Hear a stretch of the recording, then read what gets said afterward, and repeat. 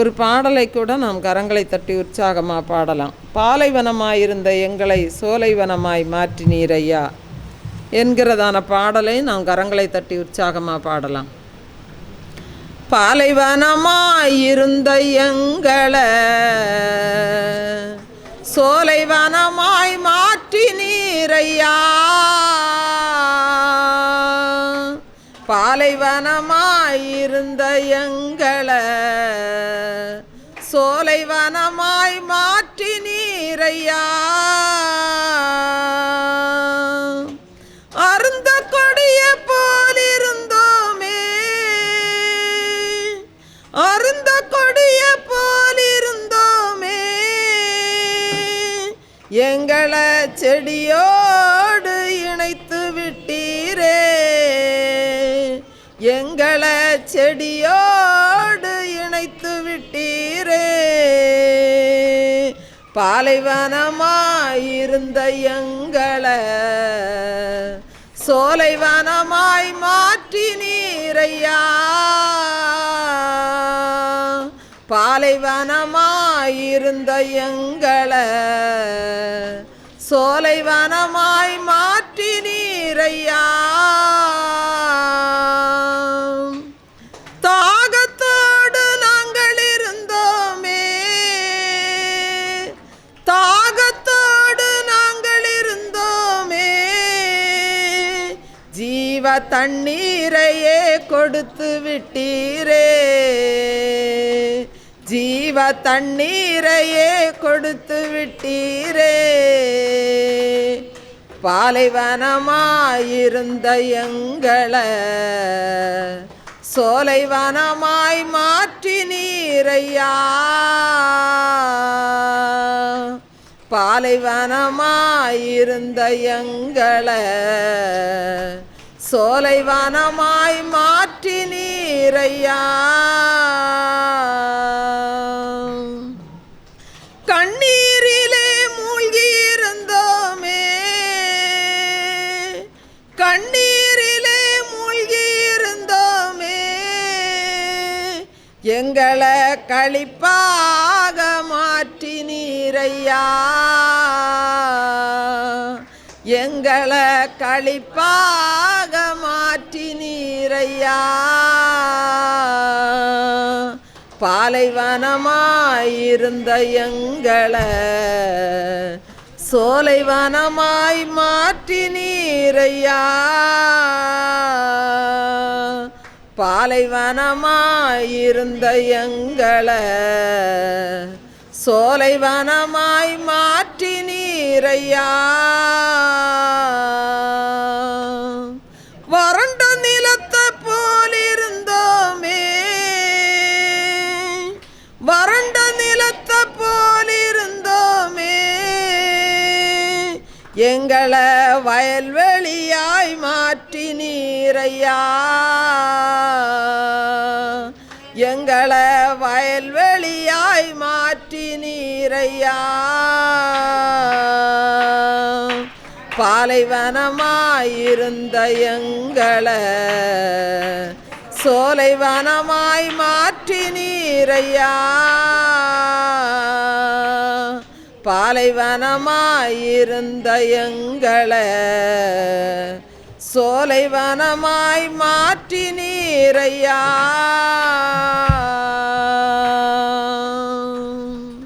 அல்லேலூயா அல்லேலூயா அல்லேலூயா. சங்கீதம் 22 4-5 வசனங்களை நம்ம வாசிக்கலாம். சங்கீதம் 22வது அதிகாரம் 4-5 வசனங்கள். எங்கள் பிதாக்கள் உம்மிடத்தில் நம்பிக்கை வைத்தார்கள், நம்பின அவர்களை நீர் விடுவித்தீர், உம்மை நோக்கி கூப்பிட்டு தப்பினார்கள், உம்மை நம்பி வெட்கப்பட்டு போகாதிருந்தார்கள். அன்பானவர்களே, இஸ்ரவேல் ஜனங்களை மோசே வனாந்திரத்தில் வழிநடத்தி வந்தபோது அவர்களுக்கு பல தடைகள் வந்தது. அந்த ஜனங்கள் தங்களுடைய தேவைகள் நிமித்தம் மோசேயை மிகவும் நெருக்கினார்கள், மோசேக்கு விரோதமாக முறுமுறுத்தார்கள். அப்பொழுதெல்லாம் அந்த மோசே தேவனாகிய கர்த்தரை நோக்கி மாத்திரமே அவர் முறையிட்டார். அப்பொழுதெல்லாம் தேவன் அந்த தடைகளை நீக்கினார். இயற்கைக்கு அப்பாற்பட்ட விதத்தில் ஆண்டவராகிய இயேசு அவர்களுடைய தேவைகளை சந்தித்தார். சங்கீதம் 34வது அதிகாரம் 5வது வசனம் சொல்லுகிறது, அவர்கள் அவரை நோக்கி பார்த்து பிரகாசமடைந்தார்கள், அவர்கள் முகங்கள் வெட்கப்படவில்லை.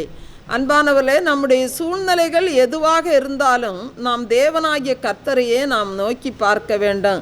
அப்பொழுது தடைகள் எல்லாம் மாறும், நம்முடைய தேவைகள் எல்லாம் சந்திக்கப்படும், நமக்கு வழிகள் எல்லாம் திறக்கப்படும், நம்ம வெட்கமடையாதபடிக்கு நம்முடைய முகங்கள் பிரகாசமடையும். எரேமியா 17வது அதிகாரம் 7வது வசனம் சொல்லுகிறது, கர்த்தர் மேல் நம்பிக்கை வைத்து கர்த்தரை தன் நம்பிக்கையாக கொண்டிருக்கிற மனுஷன் பாக்கியவான். மாணவர்களை, இடியுடன் கூடிய ஒரு மழை பெய்து கொண்டிருந்த ஒரு நாளில் ஒரு தாய் தன்னுடைய 6 வயது மகனை பள்ளியிலிருந்து அழைத்து வர சென்றார்கள். அந்த ஒவ்வொரு இடி இடிக்கும்போதும் மகன் இடிக்கு பயப்படுவான் என்று சொல்லி அந்த தாய் நினைத்தார்கள். ஆனால் அந்த சிறுவனோ வானத்தை நோக்கி பார்த்து இடி இடிக்கும்போது அவன் சிரித்து கொண்டே வந்து கொண்டிருந்தான். அப்பொழுது அம்மா கேட்டார்கள், ஏன் நீ வானத்தை பார்த்து சிரிக்கிறாய் என்று கேட்டார்கள். அப்பொழுது அந்த மகன் நம்பிக்கையோடு தாய்க்கு சொல்லுகிறான், ஆண்டவராகி இயேசு என்னை வானத்திலிருந்து ஃபோட்டோ எடுக்கிறார், நான் அழகாக இருக்க வேண்டாமா என்று சொல்லி அவன் நம்பிக்கையோடு பேசுகிறான். அன்பானவர்களே, சிறு குழந்தைகளுடைய நம்பிக்கை எளிமையானது, ஆனால் நாமோ அதை சிக்கலாக்குகிறோம். ஆகவே தான் மத்தேயு 18வது அதிகாரம் 3வது வசனத்தில் ஆண்டவராகி இயேசு சொல்லுகிறார், நீங்கள் மனம் திரும்பி பிள்ளைகளைப் போல் ஆகாவிட்டால் பரலோக ராஜ்யத்தில் பிரவேசிக்க மாட்டீர்கள் என்று மெய்யாகவே உங்களுக்கு சொல்லுகிறேன் என்றார். பாருங்க, இந்த சிறுவனைப் போல நமது நம்பிக்கையை நாம் கன்மலை ஆகிய கர்த்தர் மேல் வைக்கும்போது நாம் எந்த சூழ்நிலையிலும் நாம் அசைக்கப்பட்டு போவதில்லை. ஆபிரகாம் தேவன் காண்பித்த தேசத்தை நம்பி போகவில்லை, அந்த தேசத்தை காண்பித்த கர்த்தரை நம்பித்தான் அந்த தேசத்திற்கு கடந்து சென்றான். அன்பானவர்களே, இன்றைக்கு அநேகருக்கு தேவன் கொடுக்கிற வாக்குத்தத்தங்கள் தரிசனங்கள் மேல் அதில் இருக்கிற நன்மை தீமைகளை ஆராய்ந்து பார்த்து நேரத்தை வீணடிக்கிறார்கள். ஆகவே உலகத்தின் மேல் அவர்கள் நம்பிக்கை வைத்து சோர்ந்து போகிறார்கள். கர்த்தரை பாருங்க, ஆபிரகாம் தான் ஒரே பேரான குமாரனை பலி செலுத்த கொண்டு போன போது, நாங்கள் திரும்பி வருவோம் என்று சொல்லி, நாங்கள் உங்களிடத்திற்கு திரும்பி வருவோம் என்று சொல்லி நம்பிக்கையோடு சொல்லிவிட்டு செல்கிறதை நாம் பார்க்கிறோம். அன்பானவர்களே, நாம் தேவனாகிய கர்த்தர் மேல் நம்பிக்கை வைத்து சொல்லும்போது நமக்காக ஆராய்ந்து முடியாத அதிசயங்கள் நமக்காக காத்திருக்கும். இழந்ததை இரட்டிப்பாக தருகிற தேவனாகிய கர்த்தரை மாத்திரம் நாம் நோக்கி பார்க்க வேண்டும்.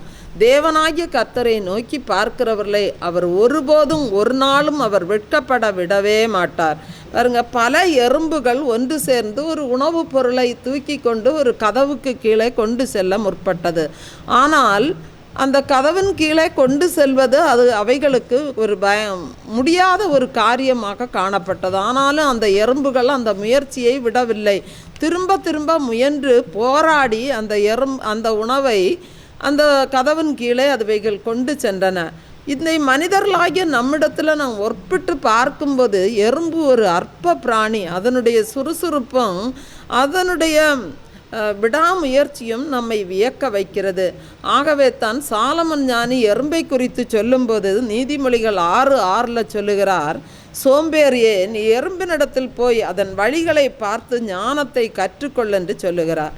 பாருங்க, எறும்பானது கோடை காலத்தில் ஆகாரத்தை சம்பாதித்து அறுப்பு காலத்தில் அது தானியத்தை சேர்த்து வைக்கும்.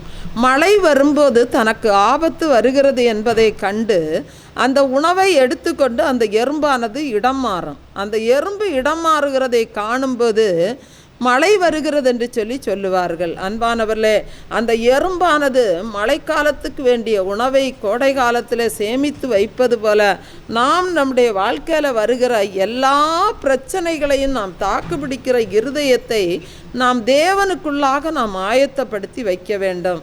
நாம் பிரச்சனை வந்த பின்பு தேவனை நோக்கி பார்ப்பதை விட அதற்கு முன்னரே நாம் தேவனுடைய வார்த்தையிலும் அவருடைய உறவிலும் நம்மை பலப்படுத்தி நாம் ஆயத்தமாக இருக்க வேண்டும். ஆயத்தம் இல்லை என்றால் சாத்தான் எளிதிலே நம்முடைய இருதயத்துக்குள்ளே நுழைந்து விடுவான்.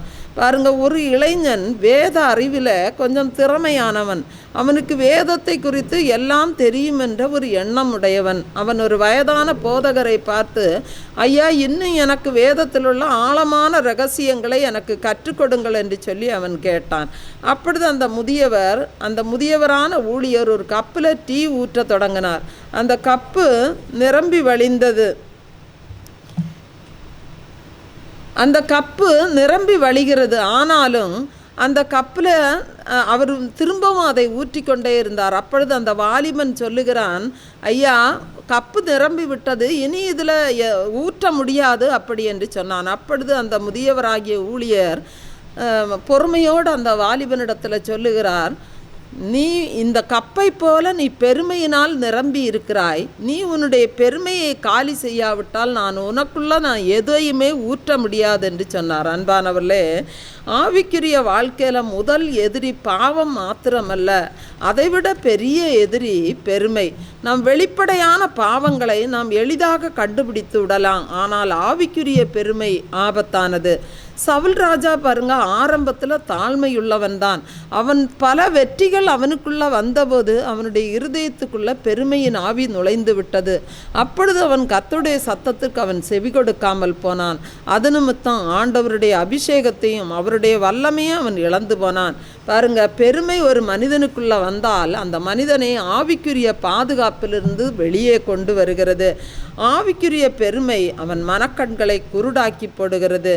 இதற்கு வேதத்தில் நாம் பார்க்கும்போது பேதுரு ஒரு நல்ல உதாரணம். பேதுரு ஆண்டவராகி இயேசுவை ரொம்ப நேசிப்பவன். அதனால் அவன் பெருமையோடு சொல்லுகிறான், மார்க் 14:29, உமது நிமித்தம் எல்லாரும் இடரல் அடைந்தாலும் நான் இடரல் அடையேன் என்றான்.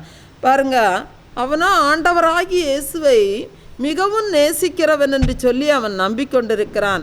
ஆனால் சில மணி நேரத்தில் அவன் ஆண்டவராகிய இயேசுவை மறுதலிக்கிறதை பார்க்கிறோம். அந்த தோல்வியானது அவனுடைய பெருமையை உடைத்தது. அதற்கு பின்பு அவன் ஒரு தாழ்மையுள்ள ஒரு மனிதனாக மாறினான். அவரை வல்லமையோடு ஆண்டவர் எடுத்து பயன்படுத்தினார். அன்பானவர்களே, பெருமையுள்ளவர்களை தேவன் ஒருபோதும் பயன்படுத்த முடியாது. தாழ்மையுள்ளவர்களை மாத்திரமே தேவன் வல்லமையாக பயன்படுத்த முடியும். பிரசங்கி 7வது அதிகாரம் 9வது வசனம் சொல்லுகிறது, உன் மனதில் சீக்கிரமாய் கோபம் கொள்ளாதே, மூடரின் நெஞ்சிலே கோபம் குடிகொள்ளும். யார் எப்படி அவமானப்படுத்தினாலும் ஒரு மனிதனுக்கு கோபமே வராது. அந்த மனிதனிடத்தில் இவர் இப்படி கோபப்படாமல் இருக்கிறார்களே, இதனுடைய ரகசியத்தை அறிந்து கொள்ள வேண்டும் என்று அவருடைய நண்பர்கள் விரும்பினார்கள். அப்பொழுது அதை குறித்து அவரிடத்தில் கேட்டபோது அதை அந்த நண்பர்களுக்கு அவர் விளக்குகிறார். எப்படி என்றால், அவர் ஒரு ஏரியில் அமர்ந்திருந்து ஒரு வெற்று படகில் அமர்ந்து தியானம் செய்வது வழக்கம். அந்த தியானம் செய்து கொண்டு இருக்கும்போது ஒரு படகு எதாச்சியாக வந்து இவருடைய அந்த தியானம் செய்து கொண்டிருந்த அந்த படகுல வந்து மோதியது. அப்பொழுது அவர் கோபத்தோடு, இப்படி அஜாக்கிரதையாக என்னுடைய படகுல இப்படி மோத விட்டது யார் என்று சொல்லி அவர் கண்களை திறந்து பார்க்கும்போது யாரும் இல்லை. அது காற்றுக்கு அசைந்து வந்து தற்செயலாக அது மோதினது. அப்பொழுது அவருடைய கோபத்தை இந்த வெற்று படகின் மேல் காட்டி என்ன பிரயோஜனம் என்று சொல்லி அவர் அப்படியே அமைதியாகிவிட்டார். அதன் பின்பு யார் அவரை கோபப்படுத்தினாலும் இதுவும் ஒரு வெற்று படகு என்று சொல்லி அப்படியே அவர் அமைதியாகி விடுவாராம். அது மாத்திரமல்ல, அவர் சிறுவயதாய் இருக்கும்போது அவருடைய அம்மா அவரிடம் சொன்னார்களாம், நீ கோபப்படும்போது உன்னுடைய உணர்ச்சிகளுக்குத்தான் நீ முக்கியத்துவம் கொடுக்கிறாய். ஆகவே இந்த உன்னுடைய உணர்ச்சிகள் உறவுகளை உடைத்துவிடும், மற்றவர்களுடைய இருதயத்தை பயங்கரமாக புண்படுத்தும் என்று கூட அந்த அம்மா அவர்களுக்கு சொல்லி கொடுத்தாரலாம். நீதிமொழிகள் 12வது அதிகாரம் 16வது வசனம் சொல்லுகிறது, மூடனுடைய கோபம் சீக்கிரத்தில் வெளிப்படும், லட்சையை மூடுகிறவனோ விவேகி. அன்பானவர்களே, நம்முடைய வாழ்க்கையிலும் ஒவ்வொரு காரியத்துக்கும் நமக்கு கோபம் வருகிறதா? கோபம் பல விதங்களில் வெளிப்படுகிறது. அப்போது நாம் செய்வது தான் சரி என்று சொல்லி நம்மை பேச வைக்குமாம்.